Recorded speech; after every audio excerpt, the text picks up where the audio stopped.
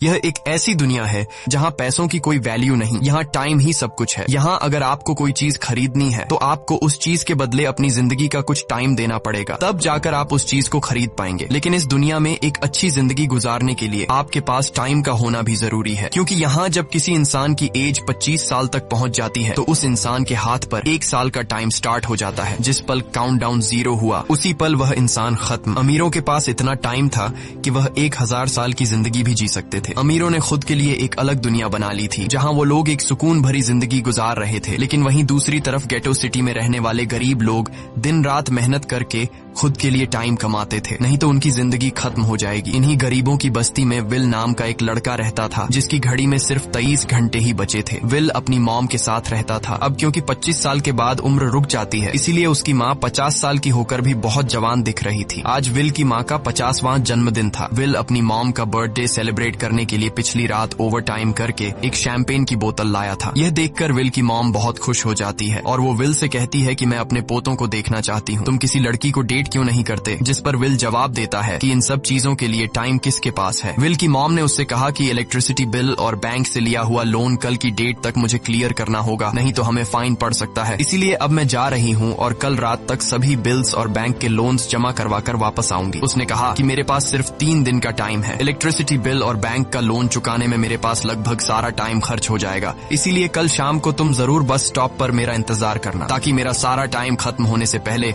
मैं तुमसे कुछ टाइम ले सकूं। इस पर विल ने कहा ठीक है, मैं टाइम पर पहुंच जाऊंगा। जाने से पहले विल की माँ विल के हाथ को छूकर उसकी बॉडी में 30 मिनट ट्रांसफर करती है ताकि विल अच्छा नाश्ता खरीद कर खा सके। इसके बाद दोनों अपने अपने काम पर निकल गए। रास्ते में विल के पास एक छोटी बच्ची आती है। वो विल को एक कैप्सूल देकर विल से उसका थोड़ा सा टाइम मांगती है। विल मुस्कुराते हुए उस छोटी बच्ची को कैप्सूल में अपनी जिंदगी का 5 मिनट का टाइम दे देता है और वह चली जाती है। यहाँ हमें पता चलता है कि यह लोग अपने टाइम को एक कैप्सूल में स्टोर भी कर सकते हैं, जिससे यह लोग कभी भी यूज और ट्रांसफर कर सकते हैं। इसके बाद विल काम के लिए फैक्ट्री पहुंच जाता है। काम शुरू करने से पहले वह कॉफी लेने जाता है, लेकिन वहाँ वह देखता है कि हर एक चीज का दाम डबल हो गया है। जहां पहले कॉफी 2 मिनट की मिलती थी, अब उसका प्राइस डबल होकर 4 मिनट हो चुका है। यहाँ पर कभी भी किसी चीज का भी दाम बढ़ा दिया जाता है बिना किसी अनाउंसमेंट के। ये बात विल को बहुत बुरी लगती है। मजबूरी में विल ने भी कॉफी के लिए अपनी जिंदगी के 4 मिनट पे किए और काम पर लग गया। दिन भर के काम के बाद रात के वक्त विल अपने दोस्त के साथ एक बार में जाता है। विल का दोस्त एक नंबर का शराबी था। वह हर वक्त शराब के नशे में टली रहता। विल का दोस्त विल को इशारे में बताता है कि वह आदमी सबको फ्री में दारू पिला रहा है और उसके पास बहुत ज्यादा टाइम है। ये सुनकर विल ने जब उस आदमी की तरफ देखा तो उसे चारों तरफ से लड़कियों ने घेरा हुआ था। विल की जब उस आदमी की घड़ी पर नजर गई तो उस आदमी के पास 116 साल का टाइम था। ये देखकर विल समझ जाता है कि यह आदमी ग्रीनिच सिटी से है, क्योंकि गेटो सिटी में लोगों के पास ज्यादा से ज्यादा 2 दिन का टाइम होता है। विल उस आदमी के पास आया और उसे वार्न करने लगा कि यहाँ पर तुम्हें नहीं होना चाहिए था। यहाँ चोरों का खतरा है, ये लोग तुम्हें मारकर तुम्हारा टाइम चुरा लेंगे, इसलिए जल्दी से यहाँ से निकल जाओ। लेकिन वो आदमी विल की बातों को सीरियस नहीं लेता और उसे इग्नोर करके ड्रिंक करने लग जाता है। तभी उस बार में फोर्टिस नाम का एक गैंगस्टर अपने ग्रुप के साथ आया, जिसे देखकर सारे लोग बाहर निकल भागे। दरअसल यह शहर के सबसे बड़े गुंडे हैं जो लोगों से जबरदस्ती टाइम चुराते हैं। विल का दोस्त विल को पकड़कर ले जाने लगा, लेकिन विल ने जाने से इनकार कर दिया और वहाँ एक कोने में छिपकर सब कुछ देखने लगा। फोर्टिस उस अमीर आदमी से उसका सारा टाइम लूटने आया था। फोर्टिस उस अमीर आदमी को चैलेंज करता है कि चलो पंजा लड़ाते हैं और जो हारेगा वह अपना सारा टाइम जीतने वाले को दे देगा। ये टाइम फाइट आर्म रेसलिंग की तरह थी, जिसमें 2 लोगों को एक दूसरे की कलाई पकड़नी होती थी। जिस भी इंसान की कलाई नीचे होती थी उसका टाइम घटने लगता था और वो टाइम उस आदमी के हाथ में ट्रांसफर होने लगता था जिसकी कलाई ऊपर होती थी। इस तरह जीतने वाला इंसान सारा टाइम उस दूसरे आदमी से अपनी बॉडी में स्टोर करके उसे मार देता। फोर्टिस उस आदमी से कहता है क्या तुम इसके लिए तैयार हो? इस पर उस अमीर आदमी ने कहा कि मैंने बहुत ज्यादा ड्रिंक की हुई है, इसलिए मुझे कुछ टाइम चाहिए, उसके बाद मैं तुम्हारे चैलेंज के लिए तैयार हूँ। फोर्टिस कहता है कि ठीक है, ये तुम्हारी आखिरी ख्वाहिश है, जाओ मैं तुम्हें तैयार होने के लिए कुछ मिनट देता हूँ। फोर्टिस उसके साथ अपना एक आदमी भी भेज देता है ताकि यह भाग न सके। वो अमीर आदमी बाथरूम में आकर बहुत ज्यादा उल्टियां करने लग जाता है क्योंकि उसे काफी चढ़ गई थी। इसलिए अगर वो इस हालत में फोर्टिस से पंजा लड़ता तो इस अमीर आदमी का हारना कंफर्म था। तभी विल वहाँ पर आ जाता है। वो फोर्टिस के आदमी को मारकर उस अमीर आदमी को अपने साथ उस जगह से बाहर निकाल लेता है और उसे फोर्टिस से बचाकर एक सेफ जगह पे ले आया। विल ने उस अमीर आदमी से कहा कि मैंने तुमसे कहा भी कि तुम्हारी जान को खतरा है, तुम जानबूझकर अपना टाइम क्यों बर्बाद कर रहे हो? वो आदमी विल को अपना नाम हेनरी बताता है और वो विल से पूछता है कि तुम्हारी उम्र उम्र कितनी है? विल ने बताया 28 साल। हेनरी ने कहा, मेरी उम्र 105 साल है और अब मैं जिंदगी से थक चुका हूँ। मैंने अपनी लाइफ में हर एक चीज का मजा लिया है और अब मुझे इस जिंदगी की जरूरत नहीं है। मैं जीना नहीं चाहता। ये सुनकर विल ने हैरानी से पूछा, आखिर तुम कहना क्या चाहते हो? इस पर हेनरी ने कहा, लगता है तुम अब तक हकीकत से अनजान हो। क्या तुमने कभी सोचा है कि इस दुनिया में अलग अलग टाइम जोन्स क्यों बनाए गए हैं?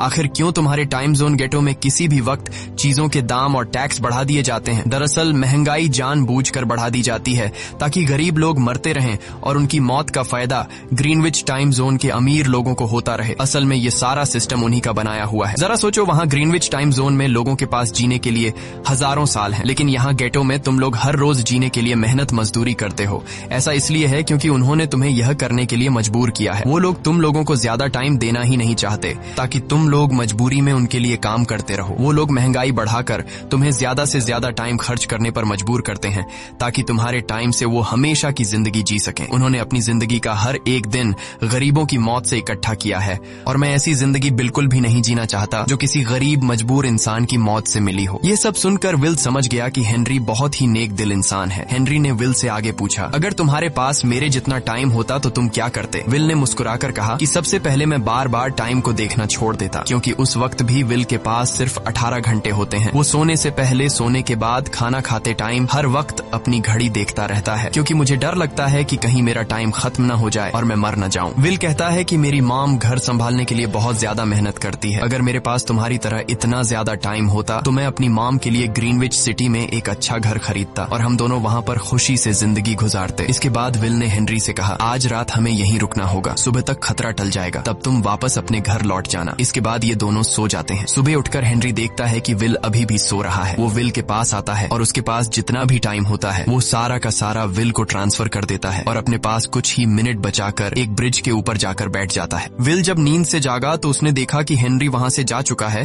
तभी हमेशा की तरह नींद से जागने के बाद विल ने अपनी घड़ी में नजर डाली। विल की घड़ी में 116 साल ऐड हो चुके थे। यह देखकर उसकी आंखें खुली की खुली रह गईं। उसे लगा कि वो अभी भी नींद में है और सपना देख रहा है। इसी दौरान विल की नजर विंडो पर पड़ी जिस पर लिखा था, मेरा टाइम बर्बाद मत करना। वो समझ जाता है कि हेनरी ने मुझे अपना सारा समय दे दिया है। तभी विल ने हेनरी को दूर एक ब्रिज के किनारे पर बैठे देखा। विल जल्दी से हेनरी की तरफ भागा, लेकिन अब बहुत देर हो चुकी थी क्योंकि हेनरी के पास अब बस कुछ ही सेकंड्स बचे थे और थोड़ी देर बाद वो एक झटके से मरकर ब्रिज से नीचे पानी में गिर गया। विल को हेनरी की मौत का बहुत ज्यादा दुख होता है। अब विल के पास 116 साल की जिंदगी थी और वो समझ जाता है कि अगर मैं यहाँ पर रहा तो लोग समझेंगे कि हेनरी को इसी ने मारा है। विल जल्दी से अपने दोस्त के पास जाता है। विल का दोस्त विल के हाथ में इतना सारा टाइम देखकर शॉक रह जाता है, जिसके बाद विल ने अपने दोस्त को दोस्ती की खातिर 10 साल का टाइम दिया। ये देखकर विल का दोस्त उसका दिल से शुक्रिया अदा करता है। विल कहता है कि यहाँ रहना मेरे लिए अब ठीक नहीं, क्योंकि इतने ज्यादा टाइम को देखते हुए मेरा टाइम छीनने के लिए कोई भी मुझे मार सकता है। अब मैं अपनी माँ के लिए ग्रीनविच सिटी में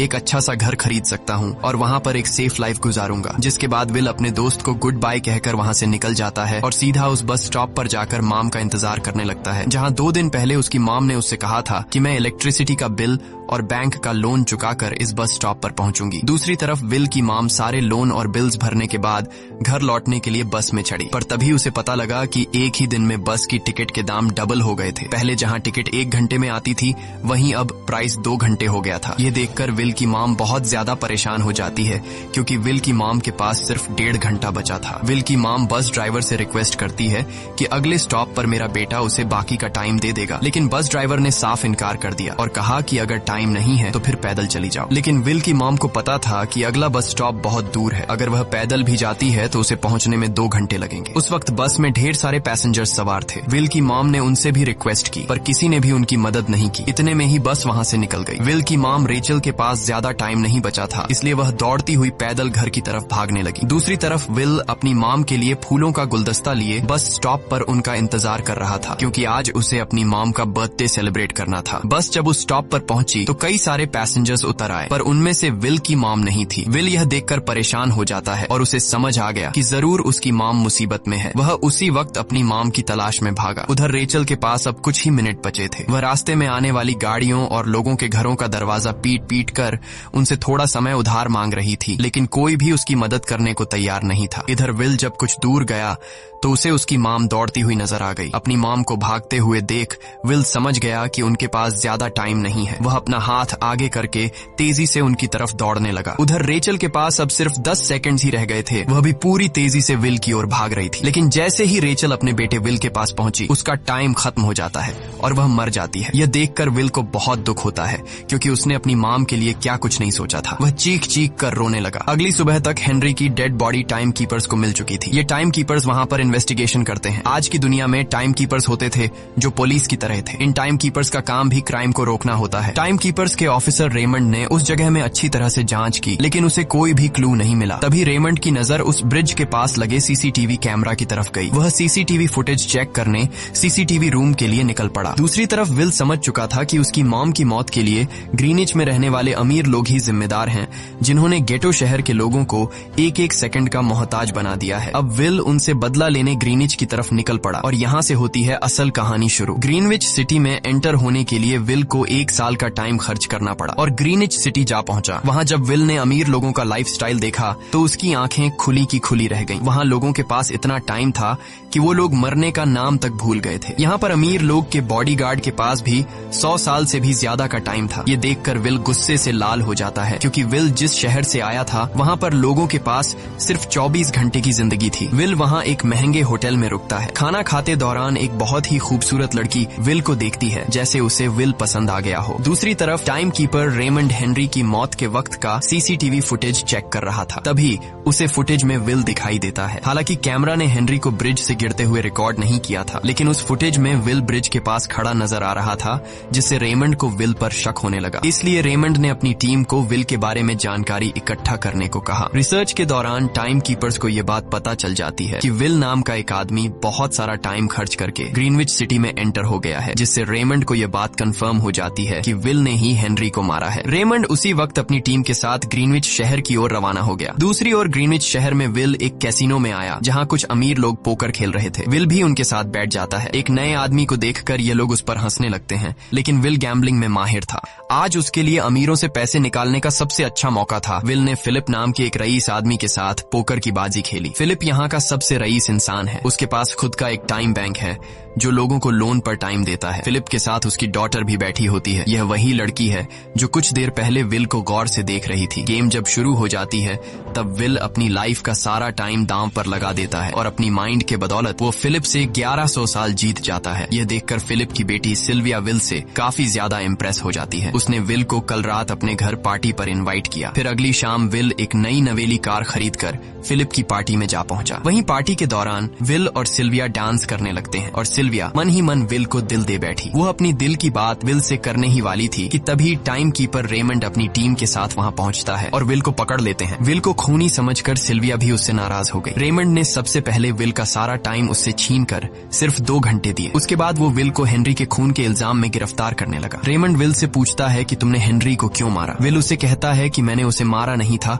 बल्कि वो खुद जीना नहीं चाहता था, इसलिए उसने मुझे 116 साल दी और बाद में उसने खुद की जान ली। लेकिन रेमंड विल की बात पर यकीन नहीं करता। विल समझ जाता है कि रेमंड मुझे हेनरी के झूठे केस में फंसाकर उम्र भर कैद के लिए मुझे जेल में डाल देगा। इसलिए वह मौका देखते ही रेमंड के आदमियों को मारकर खुद को आजाद कर लेता है और उनकी बंदूक लेकर सिल्विया को बंदी बना लिया। सिल्विया को ढाल बनाकर विल उसे साथ लेकर भाग निकला और रेमंड और उसके आदमियों को चकमा देता हुआ वापस गेटो शहर आ पहुंचा। इस दौरान विल के पास टाइम काफी कम बचा था। उसने सिल्विया से कुछ टाइम उधार मांगा, लेकिन सिल्विया ने उसे 1 सेकंड भी देने से इनकार कर दिया, क्योंकि वह भी उसे हेनरी का खूनी समझ रही थी। इसलिए वो और तेजी से गेटो शहर की तरफ कार दौड़ाता है ताकि वहां पहुंचकर किसी से टाइम उधार ले सके। जल्दबाजी में उसका ध्यान आगे सड़क पर बिछी कंटीली तारों पर नहीं पड़ता, जिससे टकराते ही विल की कार ब्रिज से नीचे गिर जाती है। इस एक्सीडेंट में विल और सिल्विया बेहोश हो गए। असल में रास्ते में वह कांटे फोर्टिस और उसकी गैंग ने बिछाए थे। फोर्टिस ने देखा कि सिल्विया के पास 10 साल का टाइम था। वो सिल्विया का सारा टाइम चुरा कर वहां से निकल जाते हैं। इतने में ही विल और सिल्विया को होश आया। सिल्विया ने जब अपने हाथ की तरफ देखा तो वो परेशान हुई, क्योंकि उसके पास सिर्फ 30 मिनट ही बचे थे और विल के पास भी कुछ मिनट ही बचे थे। पर फिर भी उसने सिल्विया को अपने कुछ मिनट दिए, जिससे इन दोनों का टाइम बराबर हो गया। इसके बाद विल सिल्विया को लेकर जल्दी से अपने दोस्त के घर जाता है,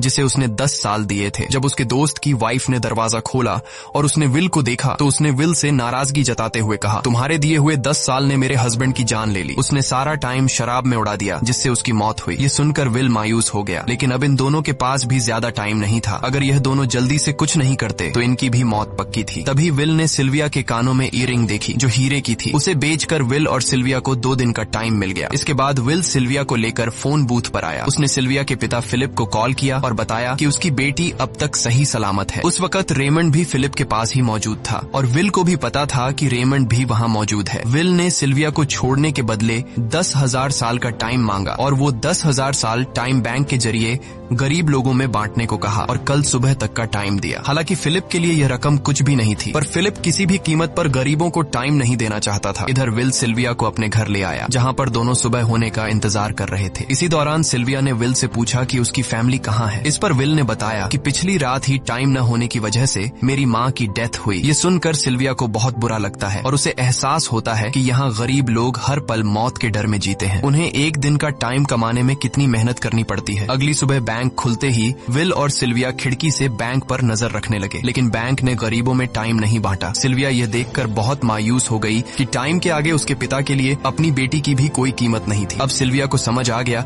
कि उसके पिता सिर्फ बिजनेसमैन नहीं है, बल्कि वो इस सिस्टम के हेड हैं। वो गरीब लोगों की मौत से अपनी जिंदगी के साल जमा करते हैं। सिल्विया को यूं मायूस देखकर विल ने उसे वापस घर भेजने का फैसला किया। वो उसे फोन बूथ पे ले आया और अपने पिता को कॉल करके अपने लिए मदद बुलाने को कहा। इस दौरान विल सिल्विया को वेपन भी दे देता है ताकि वो खुद की हिफाजत कर सके। इधर सिल्विया फोन पर अपने पिता से बात कर रही थी कि तभी टाइम कीपर रेमंड चुपके से वहां आ पहुंचा और विल पर गन तान दी। रेमंड विल पर गोली चलाने ही वाला था कि तभी सिल्विया ने रेमंड को देख लिया और घबराहट में रेमंड पर गोली चला दी। ये देख विल घबरा कर रेमंड के पास आया। हालांकि वो गोली रेमंड के हाथ को छू कर निकल गई थी। रेमंड के हाथ से बहुत खून निकल रहा था। विल ने रेमंड की घड़ी देखी। रेमंड के पास सिर्फ 2 घंटे बचे थे। दरअसल टाइम कीपर्स को भी सैलरी के तौर पर हर रोज 1 दिन का ही टाइम मिलता था। विल समझ गया कि जब तक रेमंड के पास उसके टीम वाले पहुंचेंगे तब तक रेमंड का ज्यादा खून बहने की वजह से उसकी मौत हो गई होगी। इसलिए विल रेमंड को 2 घंटे का टाइम देते हुए रेमंड की कार को लेकर वहां से निकल गया। रेमंड को गोली मारकर अब सिल्विया भी क्राइम लिस्ट में आ चुकी थी। हालांकि विल ने सिल्विया से कहा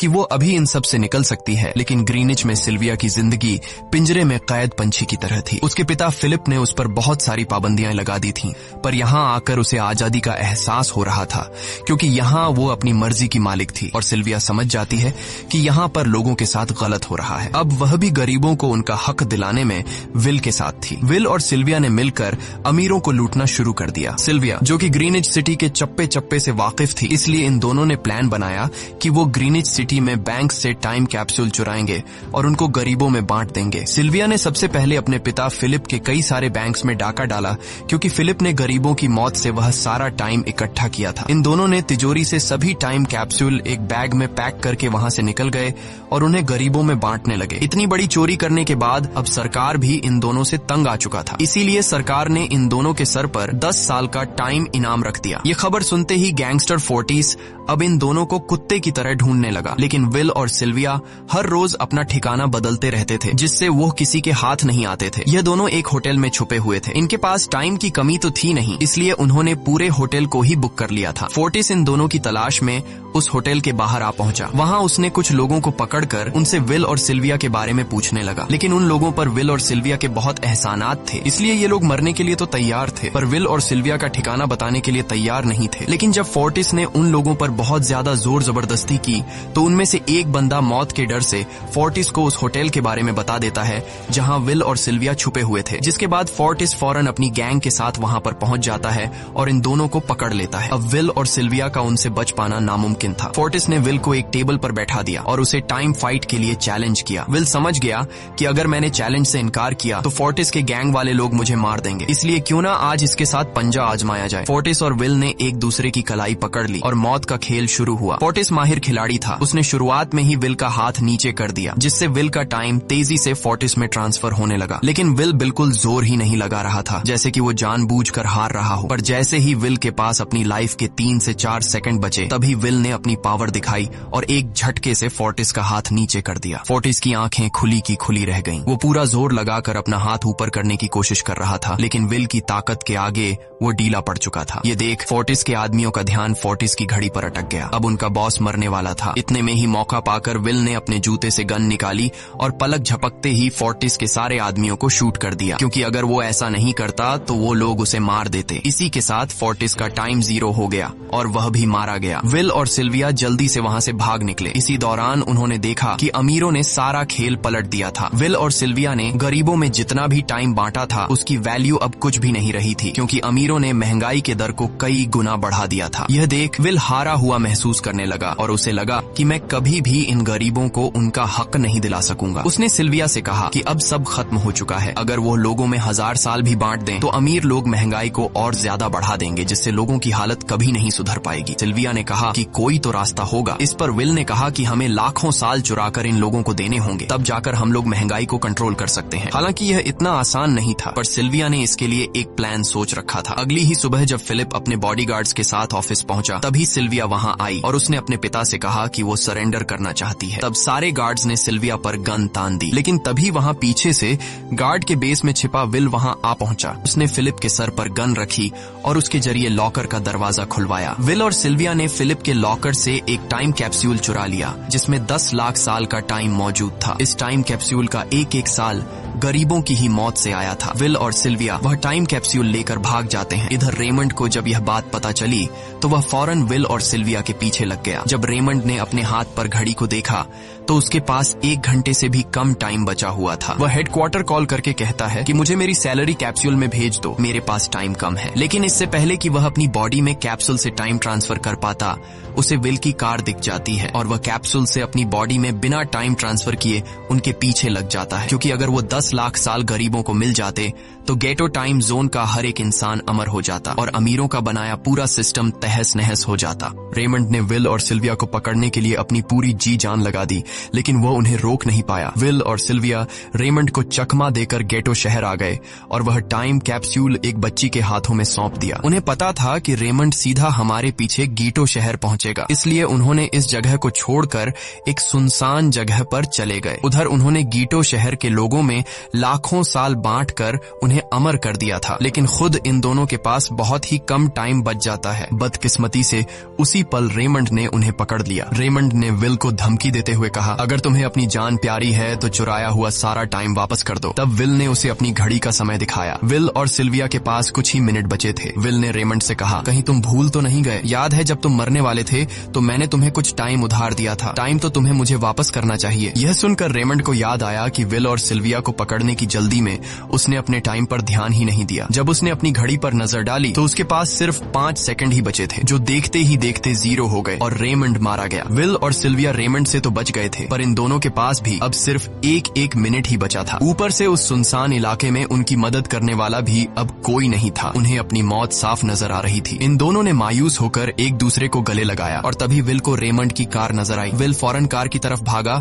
और वहां पहुंचकर उसने रेमंड की सैलरी का टाइम अपनी घड़ी में ट्रांसफर कर दिया। इसके बाद वह सिल्विया को भी टाइम देने उसकी ओर भागने लगा। सिल्विया भी तेजी से विल की ओर दौड़ रही थी। सिल्विया के पास कुछ ही सेकंड्स बचे हुए थे। यह बिल्कुल उसी तरह का पल था जिस तरह से विल ने अपनी मॉम को खोया था। विल ने अपनी मॉम को तो खो दिया था, पर सिल्विया को नहीं खोना चाहता था। विल सिल्विया के बिल्कुल करीब ही था, पर तभी सिल्विया विल की बाहों में गिर पड़ी। लकीली विल ने सही वक्त पर सिल्विया का हाथ थाम लिया था, जिससे उसकी जान बच गई। विल और सिल्विया की बदौलत अब डेटन शहर के सारे लोग अमर हो चुके थे। अब उन्हें 1-1 घंटे कमाने के लिए फैक्ट्रीज में काम करने की जरूरत नहीं थी। वह सभी अपने सपनों को पूरा करने ग्रीनिच शहर की ओर निकल पड़े, जिससे अमीरों का बनाया सारा सिस्टम फेल हो गया। वहीं इसी के साथ यह कहानी खत्म हो जाती है। अगर आपको वीडियो अच्छी लगी हो तो हमारे चैनल को सब्सक्राइब और वीडियो को लाइक जरूर कीजिएगा।